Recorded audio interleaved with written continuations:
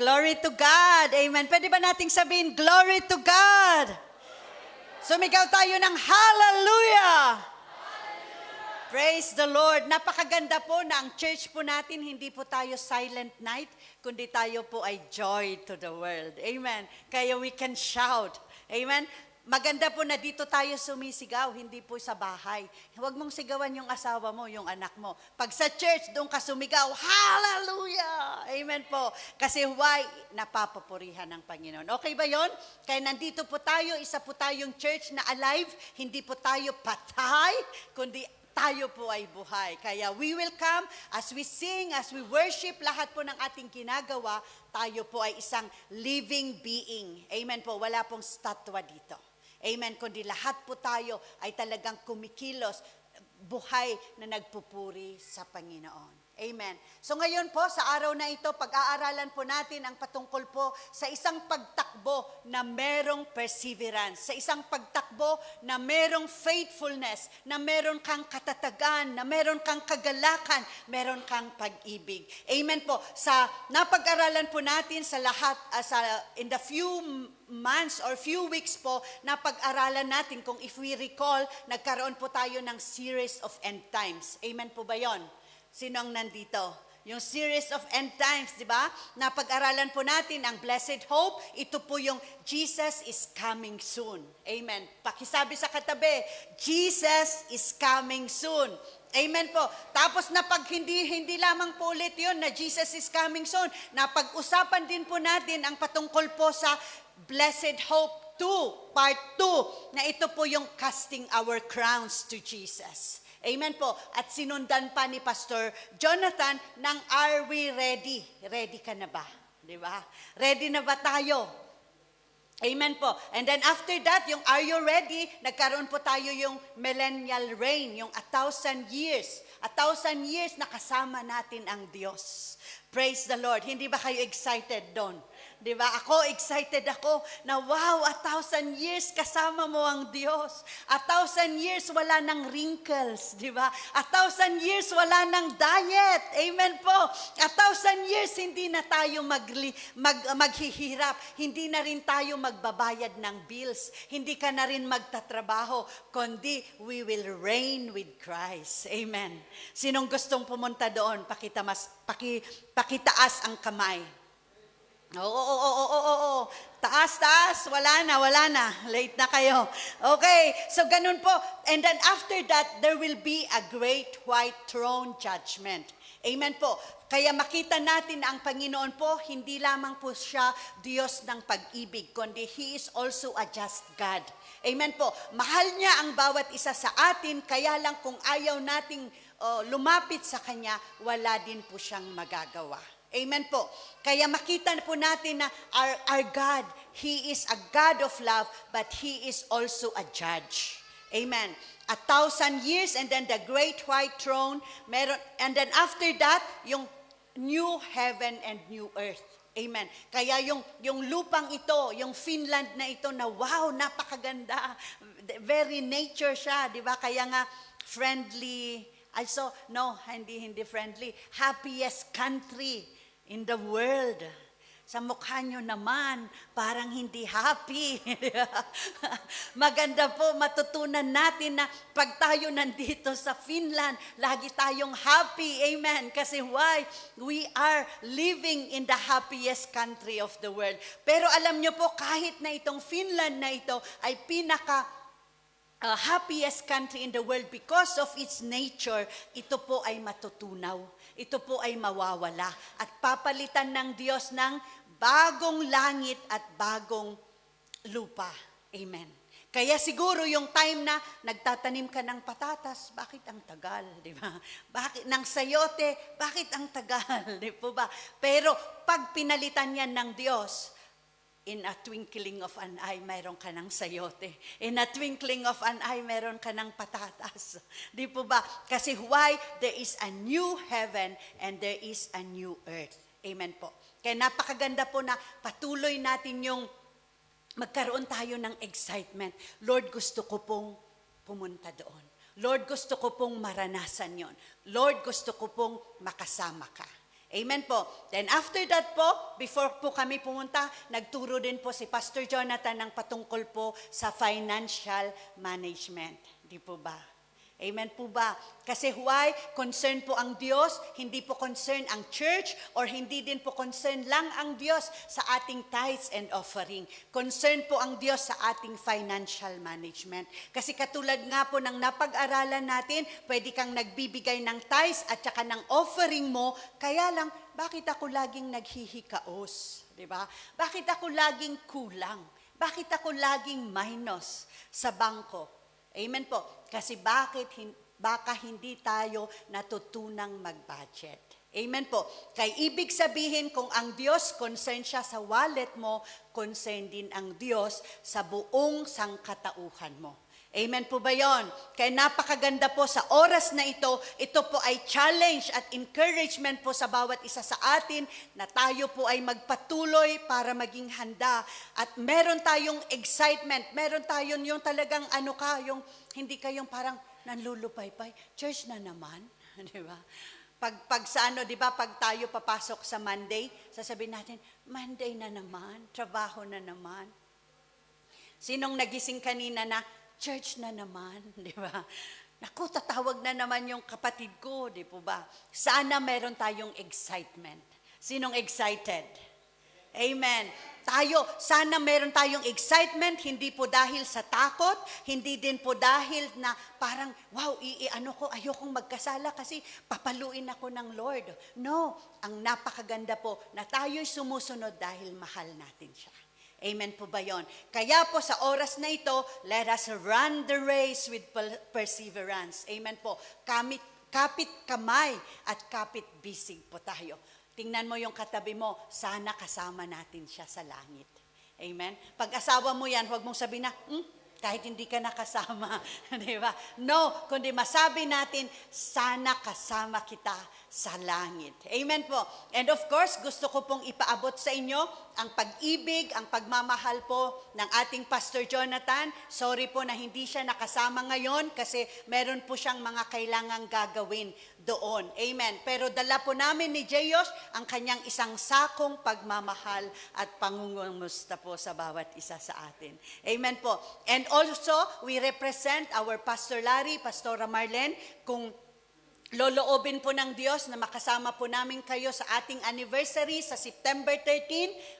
Malapit na pong mag-close ang registration at kung hindi pa kayo nakapag-register, maganda po mag-register tayo. Amen po. So ang ating Pastor Larry, Pastora Marlene, sila po ang ating senior pastor sa Vienna. Amen po. Kaya makita natin na napakalaki ang pamilya na kinabibilangan natin.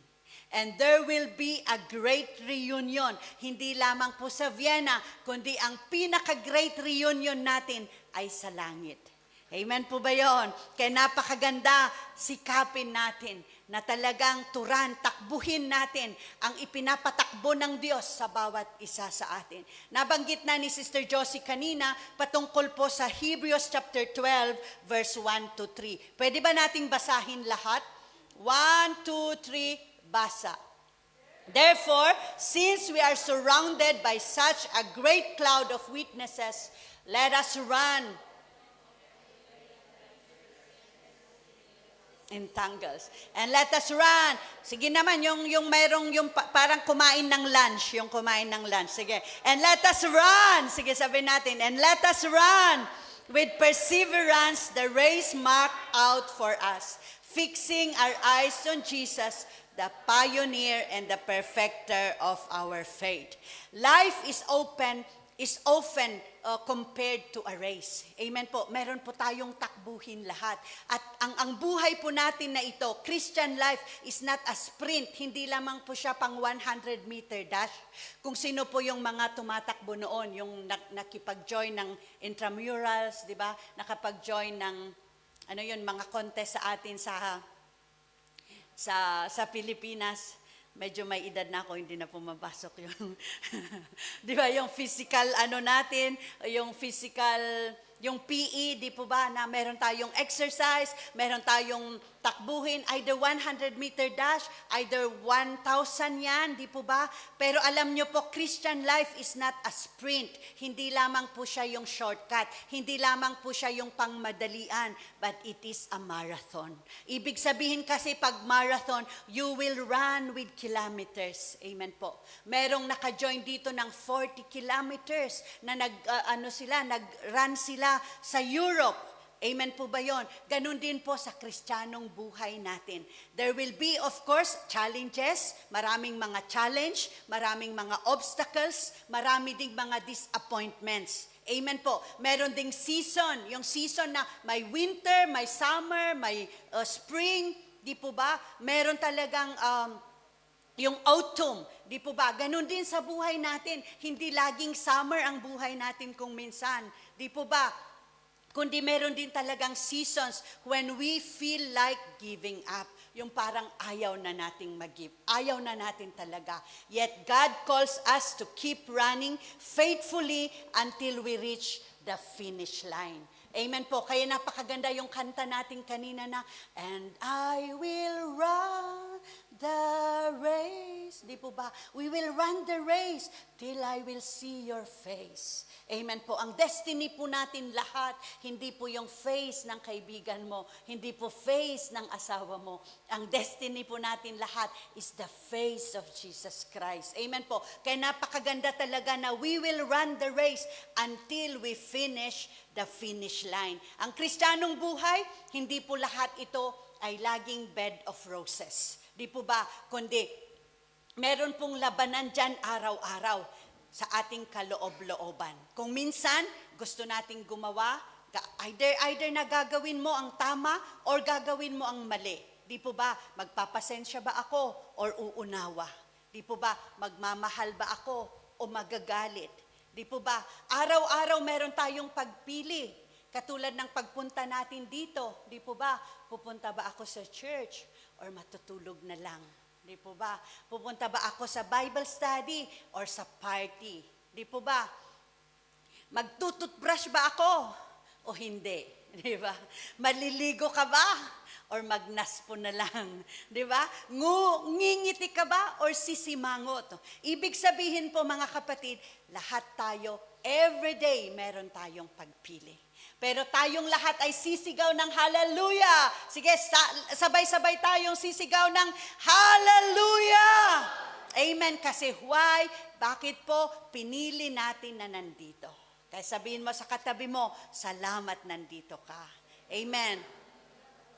Piliin natin ang takbuhin ng marka. Di po ba? Kasi lahat po tayo, meron tayong minarkahan tayo ng Diyos. Meron siyang marka na ibinigay sa bawat isa sa atin na takbuhin mo sa iyong buhay. Ang takbuhin ko, iba sa iyo. Ang takbuhin ng asawa mo, iba din sa iyo. Amen po. Kundi tayong lahat ay merong kanya-kanya talagang takbuhin sa buhay. Amen po. Katulad po ng sinabi ng Hebrews, yung encouragement po ng author ng Hebrews dito, na sabi niya sa lahat ng mga believers, sa lahat ng mananampalataya, sa Turko, sa Lahti, sa Kovola, sa Kalante, sa Rauma, sa Tampere, amen po. Dito po sa Finland, lahat ng mga believers dito ay we will run the race with perseverance by looking our eyes to Jesus and learning from those who have gone before us. Meron po tayong 5 R, letter R, na mareremember, na i-memorize po para patuloy tayong we will run the race with perseverance. Ang unang-una po na tandaan po natin is remember the witnesses around you.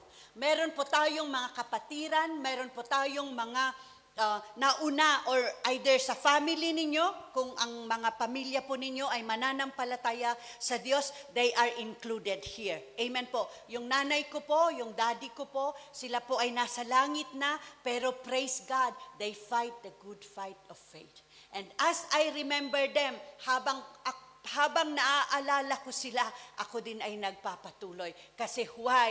Remember the witnesses around you. Amen po. Kaya tingnan natin ang bawat isa na encouragement sa atin. Amen po. Habang nandyan yan, di po ba magpapatuloy ka? Okay po ba yon? Kasi sabi niya po sa verse natin sa 12 verse 1a, therefore since we are surrounded by such a great cloud of witnesses, at yung cloud of witnesses na ito refers the heroes of faith mentioned in Hebrews 11. Tayo pong lahat ay nagbabasa ng ating Bible reading. Someday we will come across with the Hebrews 11. At makikita po natin doon yung mga heroes of faith. Amen po. Sila po yung tunay na nagpatuloy sa Panginoon. They lived by faith despite of difficulties, persecution, and uncertainty.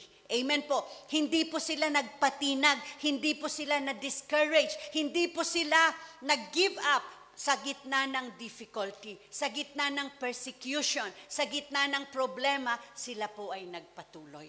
Amen. Kaya ito pong mga taong ito po ang mag-e-encourage sa bawat isa sa atin, magpapalakas sa bawat isa sa atin na magpatuloy. Amen po ba yon? Pwede ba nating sabihin, magpapatuloy ako? Amen. Ang ano po natin lessons na makukuha po dito, we are not the first to face struggles. Hindi lang ikaw, amen. Hindi lang ikaw ang nagbabayad ng bill. Lahat tayo nagbabayad ng bill, di ba?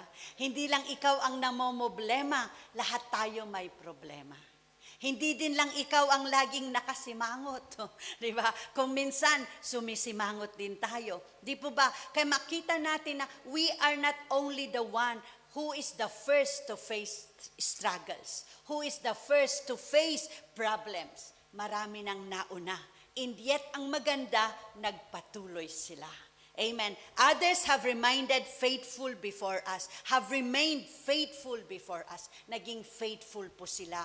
Their lives testified of God's promises na ang pangako ng Diyos ay totoo. Pangako ng Panginoon na hindi niya tayo iiwanan. Pangako ng Diyos na hindi niya tayo pababayaan, and it will come. At naranasan po ng ating mga heroes of faith na ang Diyos ay totoo sa kanilang mga buhay. Amen. Kaya kung tayo po mga kapatid, when you feel discouraged, kung meron kang problema ngayon, di ba? Nanlulupaypay ka, pwede ka ring nanghihina, di po ba? Pwede din gusto nating sumuko or umuwi na lang sa Pilipinas, di po ba? Pwede din tayong tinatamad, walang gana. Remember the examples of faithful believers. Amen po. Remember na merong mga clouds of witnesses na nag-e-encourage sa'yo. Nagsasabi sa'yo, kaya mo yan, kapatid. Amen po ba yon?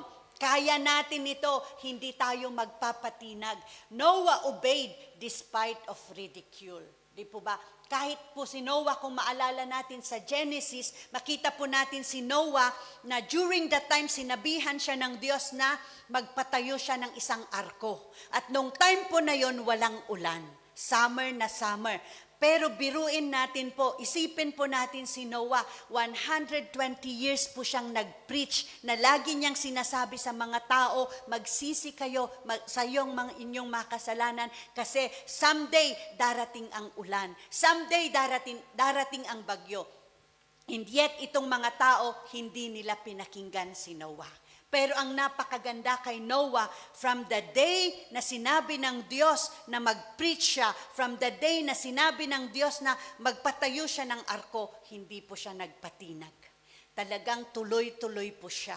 And then one day, di ba, pumatak ang isang ulan, pumatak ang dalawa, pumatak ang tatlo, hanggang naging bagyo. Yung mga taong tumuligsa, mga taong nag-persecute kay Noah, kumakatok sila sa arko. Noah, please, pagbuksan mo kami. Kaya lang, late na.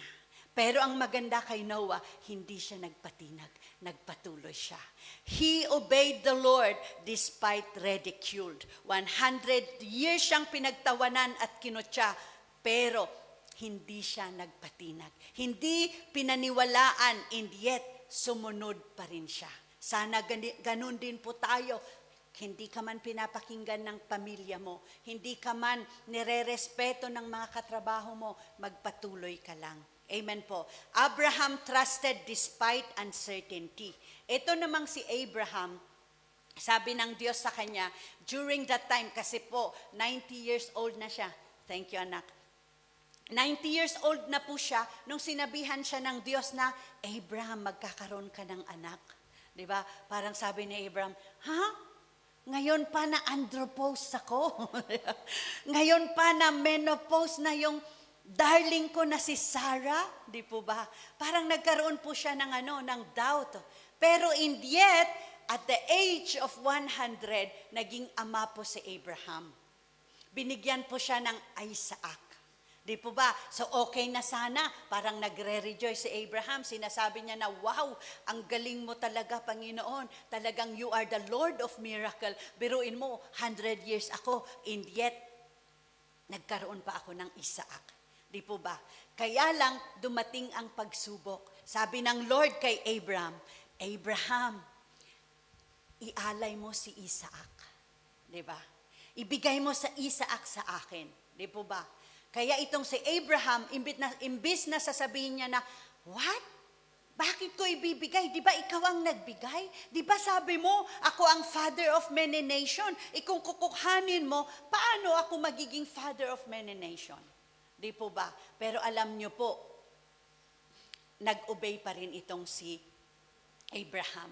Nag-trust siya. Pinagkatiwalaan niya ang Diyos. Parang sinabi niya na, o sige, kung gusto mo si Isaac, di kunin mo. Di po ba?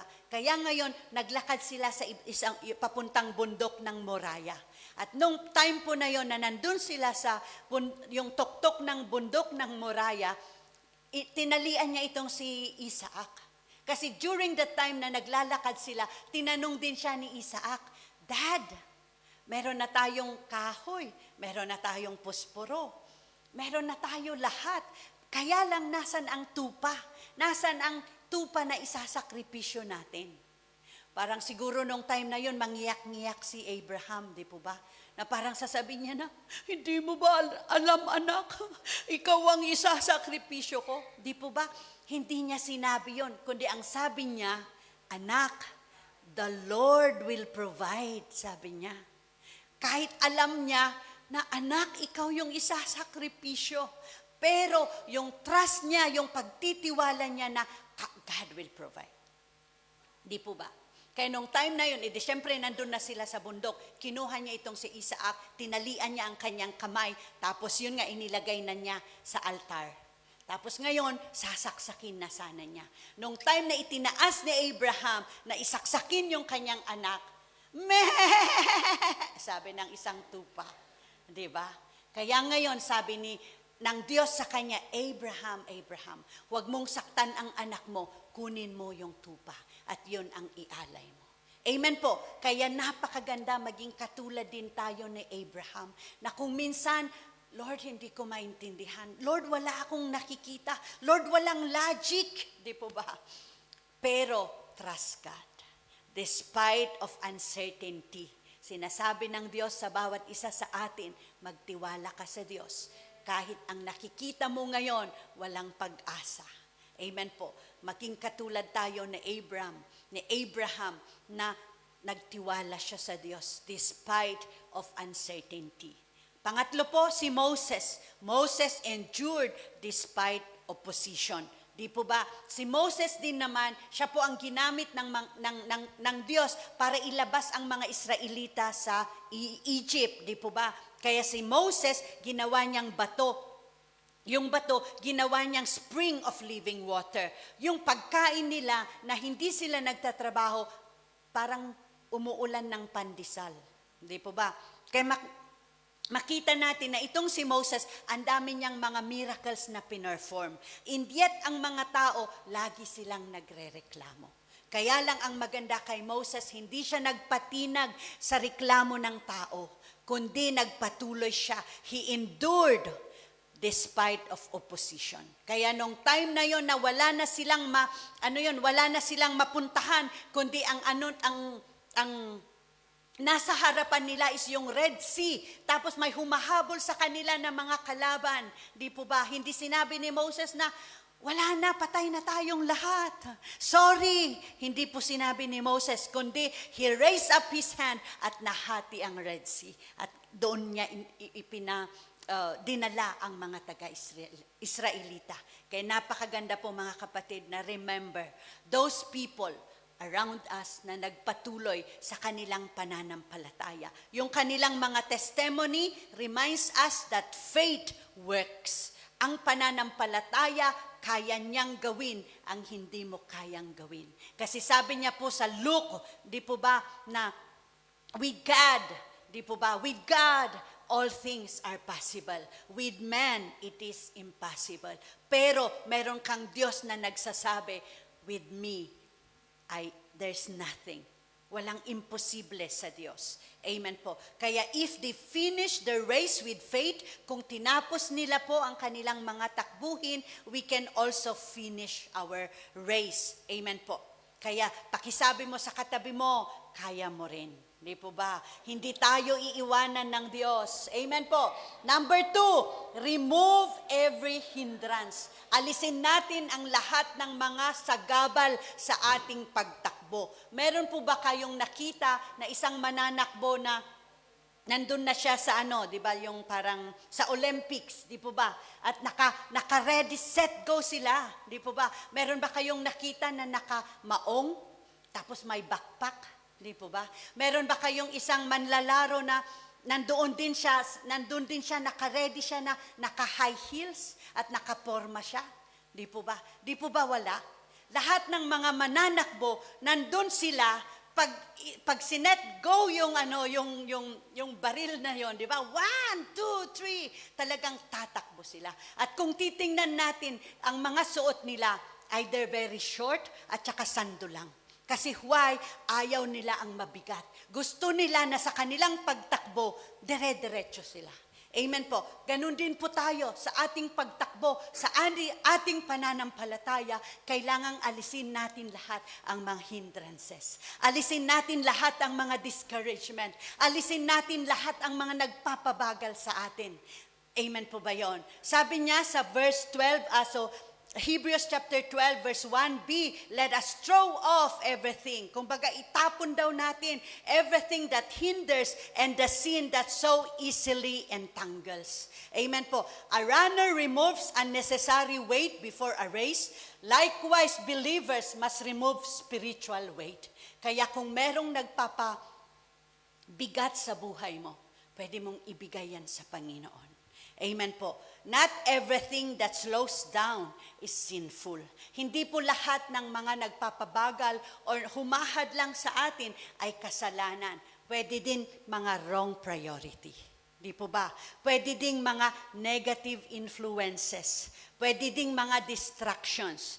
Pwede ding unhealthy habits. Tayo pong lahat, hindi po tayo excuse dito. Dahil tayo pong lahat ay may phone. Di po ba?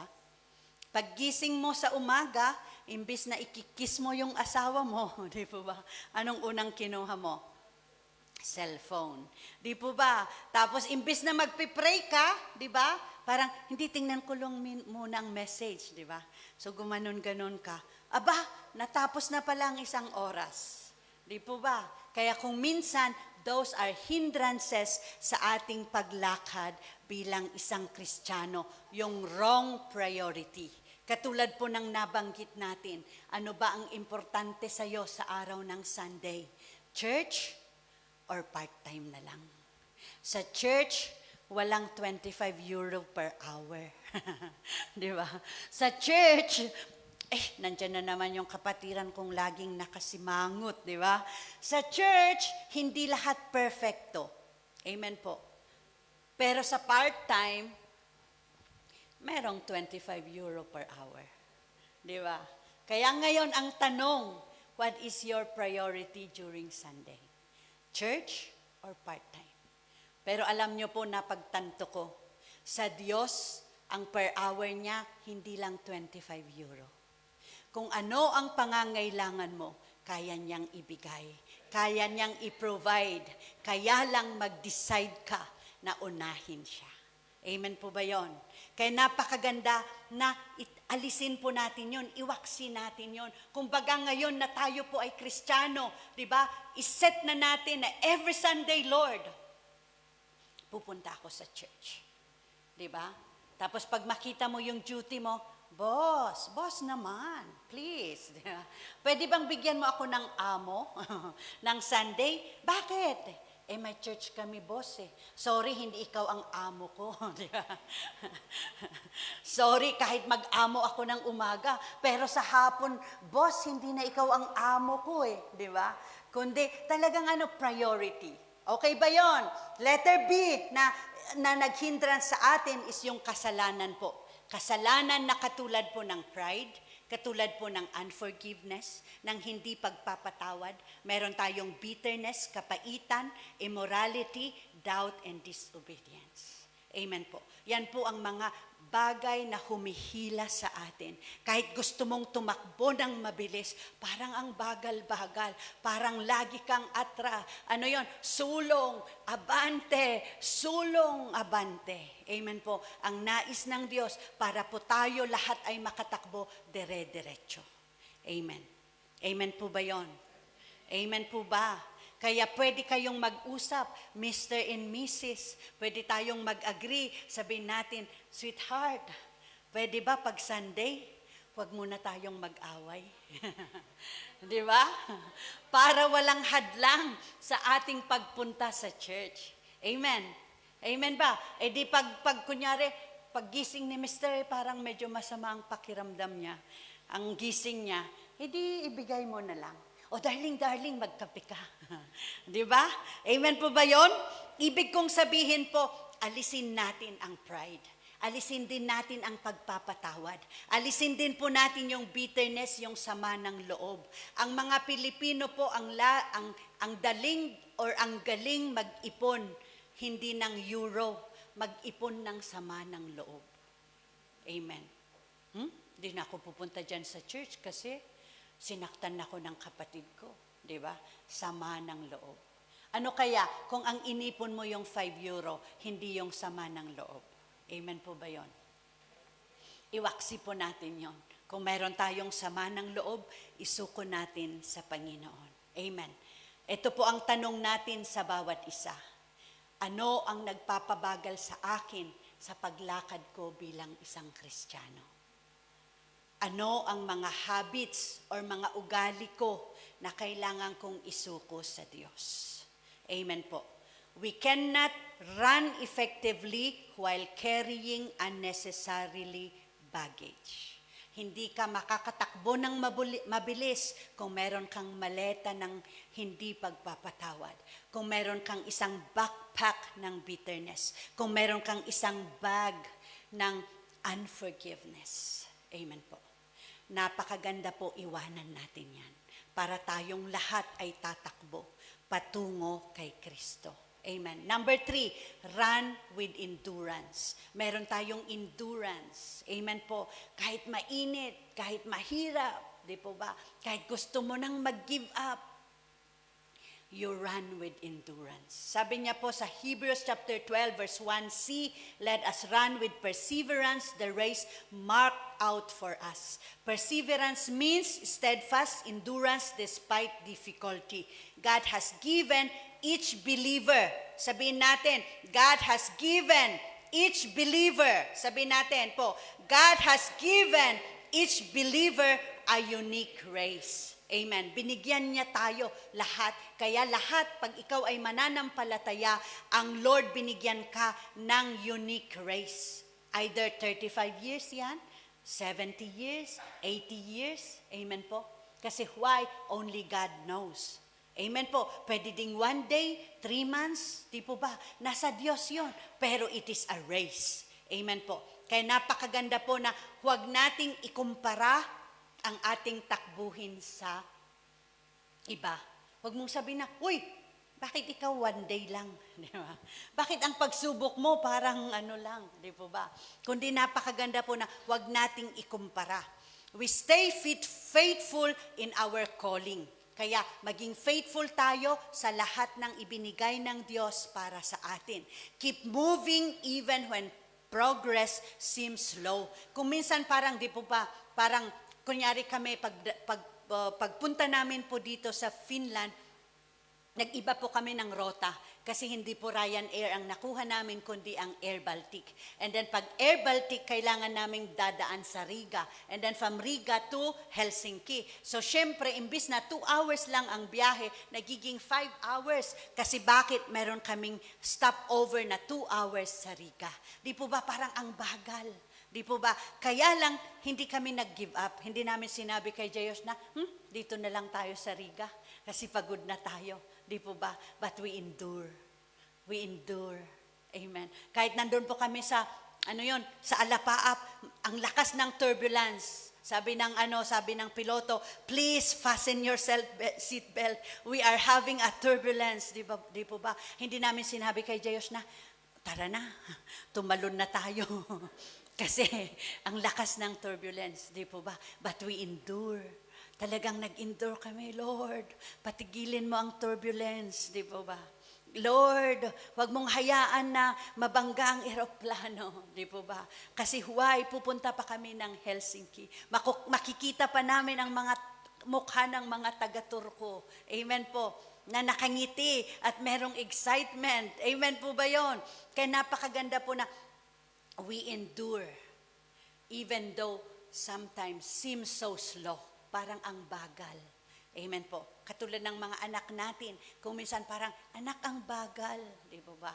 Bigyan mo ng grace. Bigyan mo ng intindi. Kasi why? Magpro-progress din yan. Di po ba? Magtutuloy-tuloy din yan. Mababago din yan. Amen. Perseverance means, ang perseverance, continuing when you're tired. Kahit pagod ka, pumunta ka pa rin sa church. Kahit pagod ka, pumunta ka pa rin sa Bible study. Amen po. Kahit pagod ka, tuloy ka pa rin. Praying when answers seems delayed. Nananalangin ka kahit na parang hindi ka sinasagot ng Diyos. Amen po ba yon? Patuloy ka pa rin manalangin. Kasi why? Hindi ibig sabihin na no ang answer ng Diyos. Maybe He is just waiting for you to really endure. Amen po. Inaantay ka, tinetesting ka niya kung gaano ka magtiwala sa Kanya.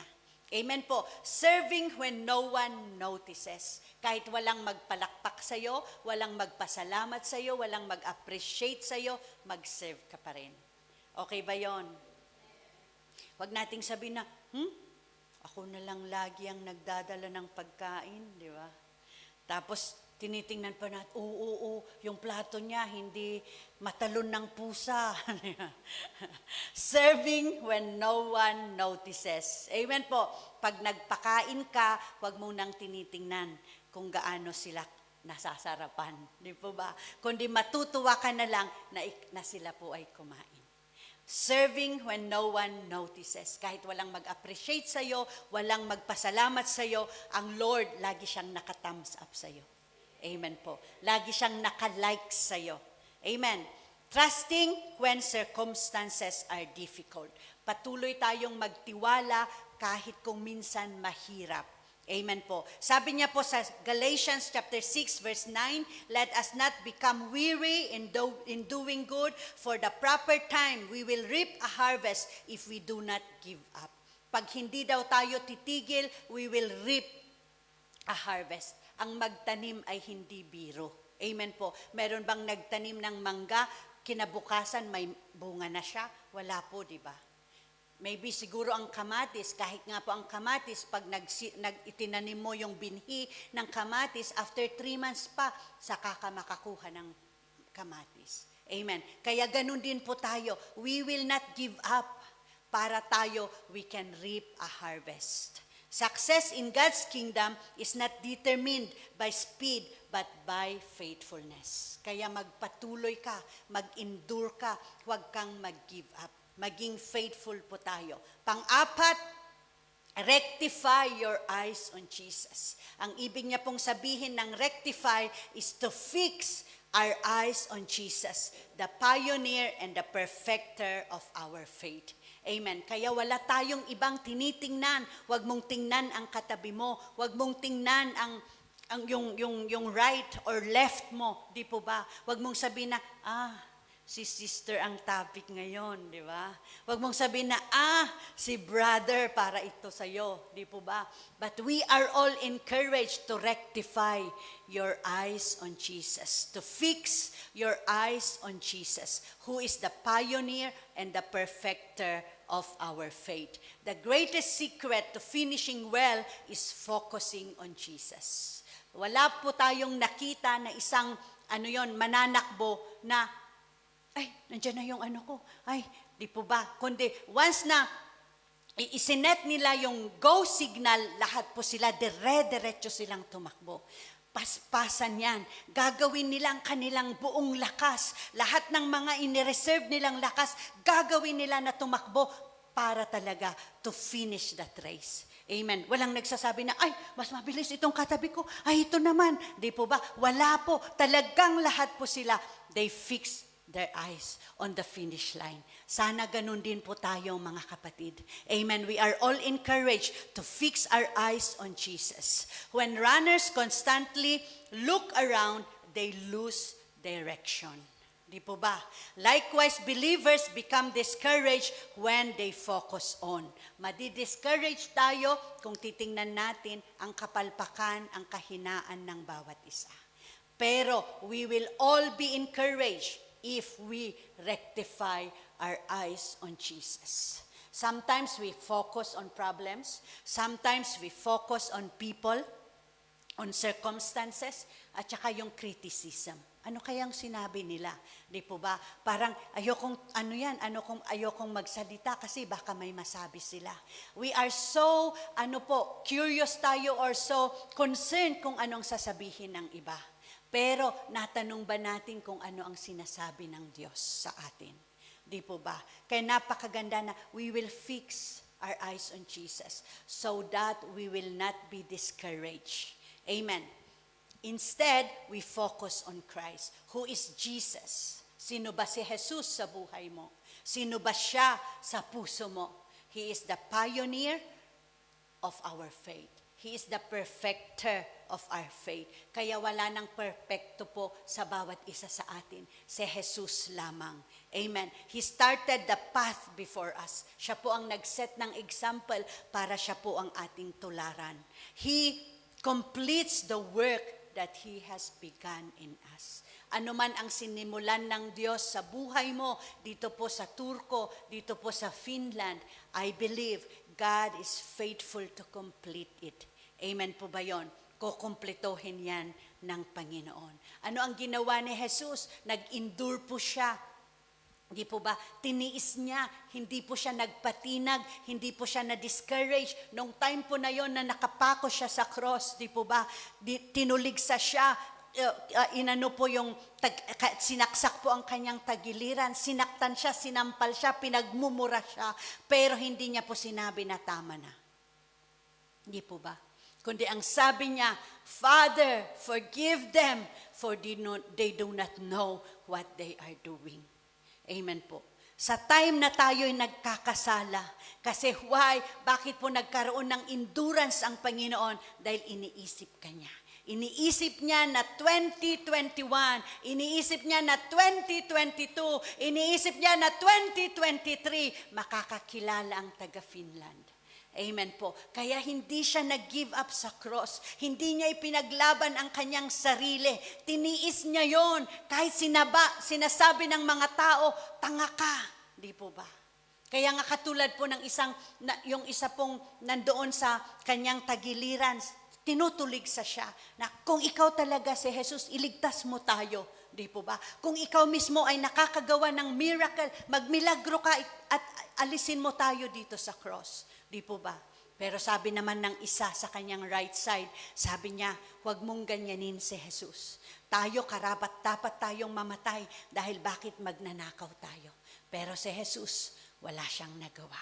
Ni isang kasalanan, ni isang katiting na dapat siyang maipako sa cross. Amen po. Tapos sabi niya, Jesus, remember me when you were in paradise. Di po ba? Sabi agad ni Jesus, hindi niya sinabi na oo, mamaya, pag nandun na ako, pag patay na ako, saka kita makikita. Kundi sabi ni Jesus mismo, from right now, Sa oras na ito, you will be with me in paradise. Amen po ba yun? Kaya makita natin na si Jesus, ibinigay niya ang buhay niya para sa iyo. Amen. Jesus saw beyond the pain of your victory. Amen po. Kaya yung pain na yon na tiniis niya yon. Talagang nag-endure siya. Hindi siya nagreklamo. Kasi why? He saw beyond victory. He saw beyond champion. He saw beyond salvation. He saw beyond na someday ang TSGAC Finland 2026, they will celebrate because of the goodness of God. Amen po. And guess what? Nandito tayo ngayon. It's not because of people. It's not because of person. But because of the Lord Jesus Christ. Who siya lang talaga ang namatay para sa iyo at para sa akin. Amen po. Kaya napakaganda mga kapatid na ma-encourage tayo.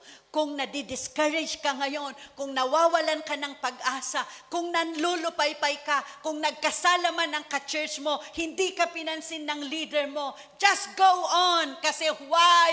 Only Jesus is the one who died at the cross of Calvary for you and for me. Amen po. Kaya mga kapatid, let us rectify our eyes on Jesus. Huwag kang magpatinag, kundi talagang magpatuloy tayo.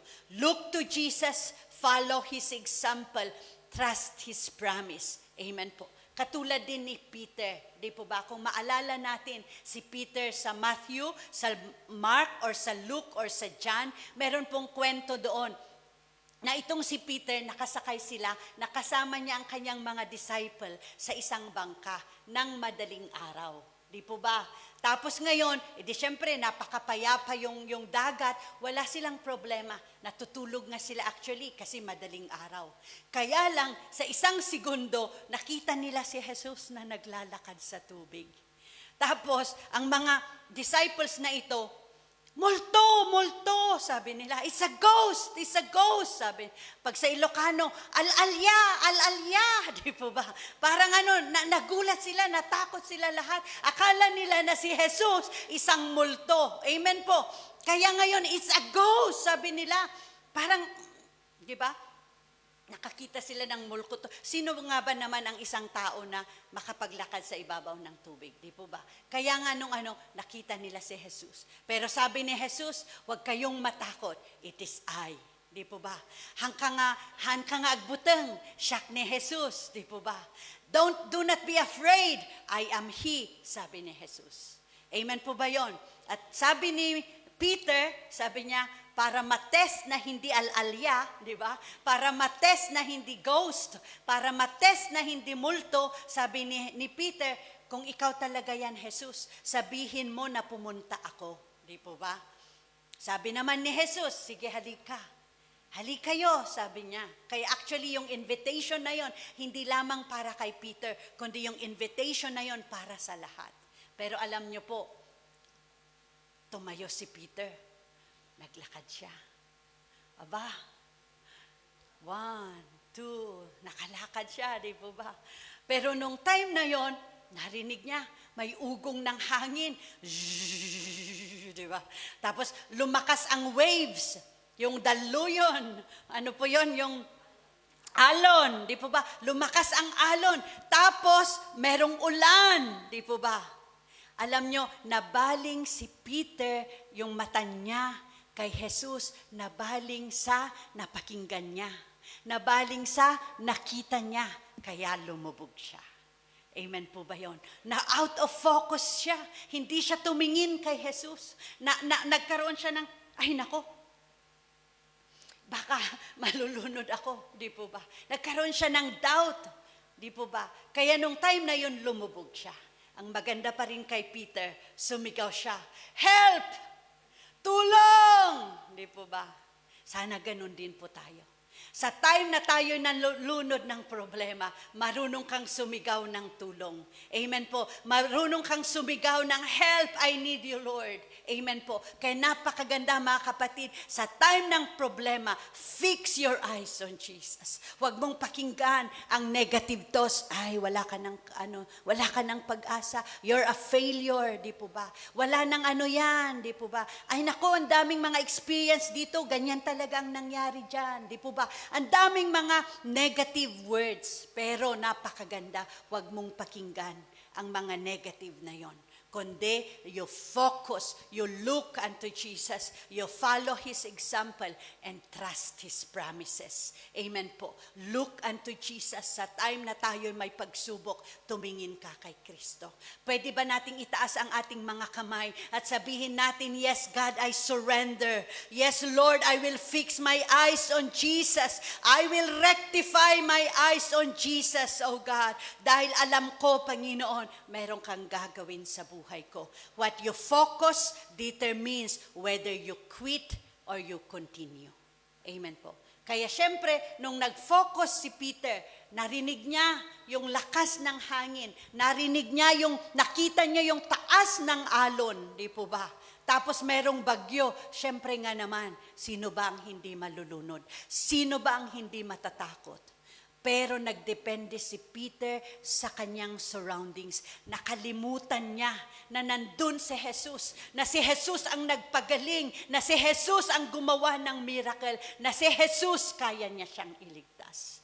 Amen po. Pero ang maganda kay Peter, na aware kaagad siya. Kaya siya sumigaw ng help, ng tulong.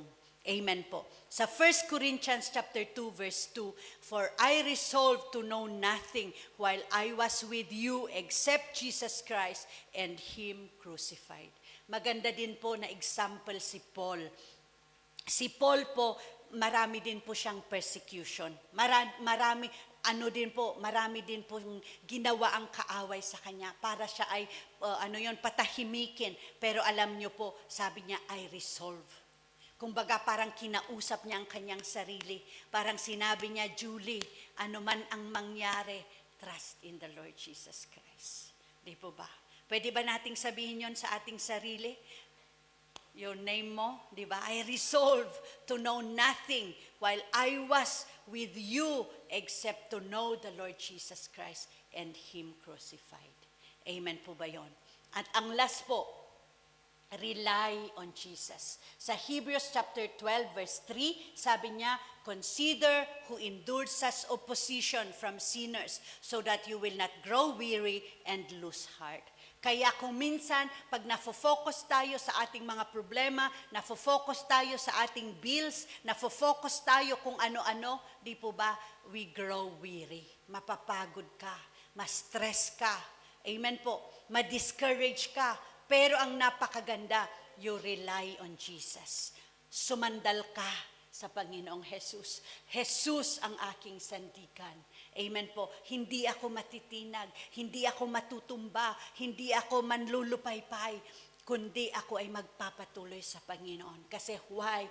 It is not me anymore, but Jesus in me. Amen po. Relying on the name of Jesus.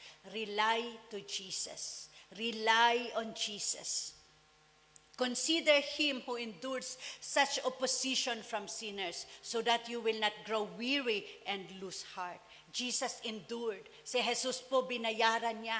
Hindi niya inalintana. Hindi siya nagpatinag. Di po ba? Sa rejection, sa mockery, sa betrayal, suffering, and the cross. Di po ba? He did not give up. He did not say, tama na. Hindi naman ako karapat-dapat dito, di po ba? I am the King of Kings and the Lord of Lords. Hindi niya inisip ang kanyang kalagayan kasi why? He loves you. Amen po. Kaya let us rely, karapat-dapat po siyang purihin, karapat-dapat po siyang pagsilbihan, karapat-dapat po siyang ipaglaban, karapat-dapat po siya, mga kapatid, na i-priority. Amen po ba yun? Kaya napakaganda na huwag kang mag-give up. Thank you, Jesus. Hallelujah. Pwede ba nating sabihin, I will never give up. I will never give up. Amen. Kasi why? Hindi tayo magi-give up because the Lord Jesus Christ did not quit for us. Amen. Remember, lagi po nating isipin, Jesus understand your struggles. Naiintindihan ka ng Diyos. Kahit nagtatampo ka, kahit kung minsan bumigay tayo sa isang temptation, kahit kung minsan nagkasala tayo, kahit kung minsan tumaas ang ating pride, di po ba, naging suplada tayo. He understands you. Parang sinasabi ng Diyos sa bawat isa sa atin, I feel you. Amen? Magkakausap po kami kanina kina Sister Kate. Sabi ni Kate, dahil sasabi yung kapatid ng kanyang nararanasan, sabi ni Kate, I feel you. Diba? Kung minsan hindi lang tao ang nagsasabi sa atin na I feel you, even the Lord Jesus Christ, I feel you. I understand you. Nauunawaan kita, anak. Jesus intercedes for you.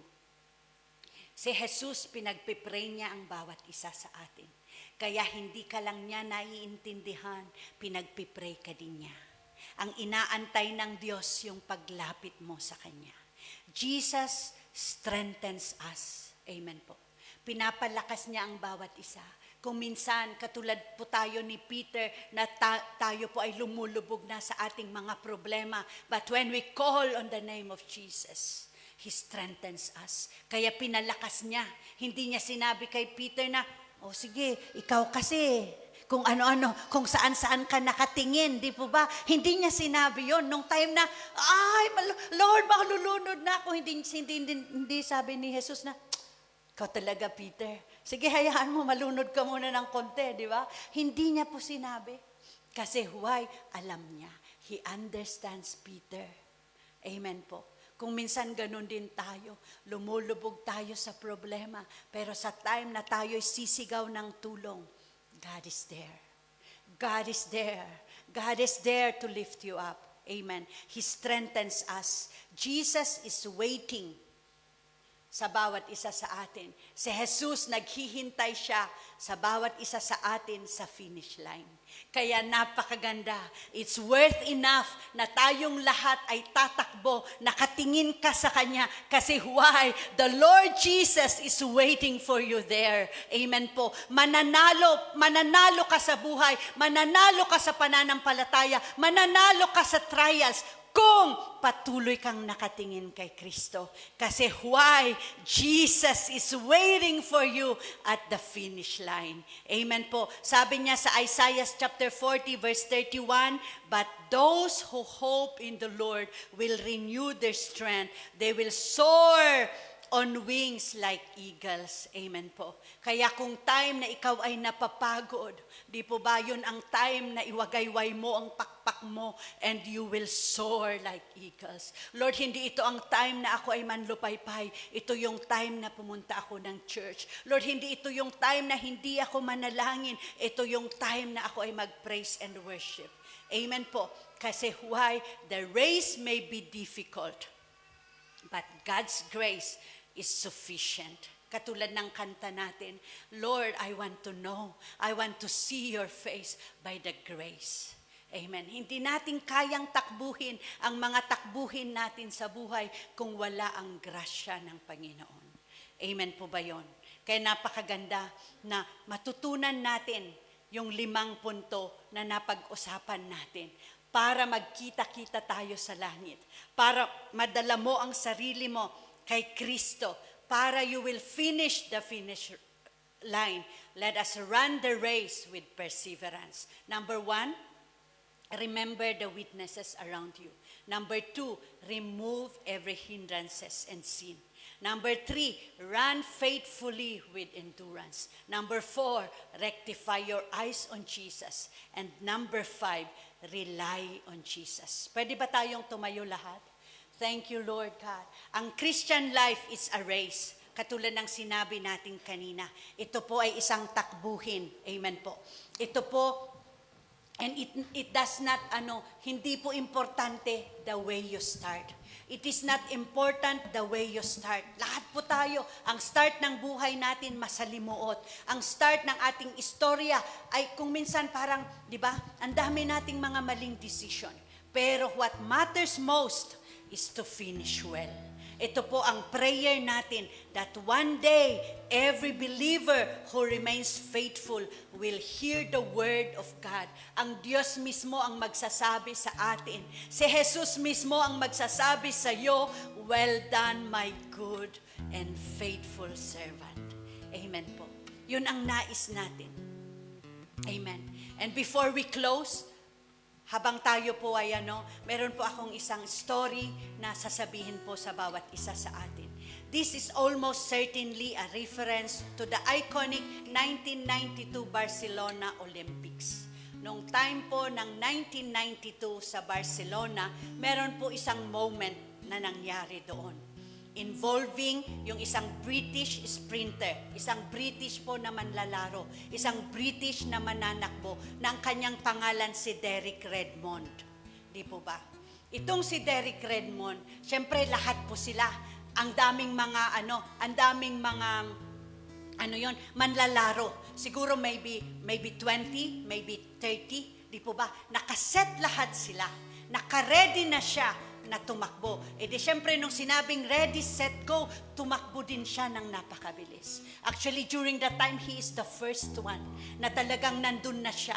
Pero sa kalagitnaan, naputol ang kanyang hamstring. Naputol ang ugat ng yung kanyang knee, yung kanyang tuhod. Nung time na yon natalisod po siya. E di syempre yung mga kasama niya, talagang tumakbo po sila. Pero alam niyo po ang nangyari kay Derek Redmond, hindi siya nagbatinag, hindi niya inalintana ang pain ng kanyang tuhod, kundi talagang unti-unti siyang bumangon. At naglakad ng isa. Siyempre sa bawat hakbang niya, napakasakit kasi huway putol nga ang yung ugat ng kanyang tuhod. At nung time na yon, siguro sa 10 hakbang niya, meron nang nanalo. Meron nang i-pronounce na he is the winner. Pero alam nyo po, hindi nag-give up. Hindi pumunta si Derek sa side. Hindi niya sinabi na tapos na ang laban. It's all over. Di po ba? Ang ginawa pa rin ni Derek, dumiretso siya. Nakasampu siya. Naka-11 siya. Ang very interesting sa audience na yon, di po ba, pag Olympics sa stadion, ang daming mga taong nakapanood. Sa audience na yon, maybe millions, di po ba? Isang tao ang bumaba. Isang tao ang bumaba sa kanya at tinulungan siya. At nung tinulungan siya, 2 na silang naglalakad. At ito yung tatay niya. Amen po. You know what, mga kapatid? Kung yung tatay ni Derek Redmond, bumaba siya para sa kanyang anak, ganon din ang tatay natin sa langit. Amen po. Jesus is willing to come down and pick you up from the miry clay na kinasasadlakan mo, sa kasalanan na pinaglalabanan mo, sa pagsubok na parang alam mong wala ng pag-asa. The Father came down. Kung si Jim Redmond na yon, nagawa niya sa kanyang anak, how much more our Father in heaven. Amen po. Kaya napakaganda, mga kapatid. We have a Father who is willing to run the race with you. Di po ba? We have a Father, a Heavenly Father, who is willing to really run a race with you. He sent His beloved Son, Jesus Christ.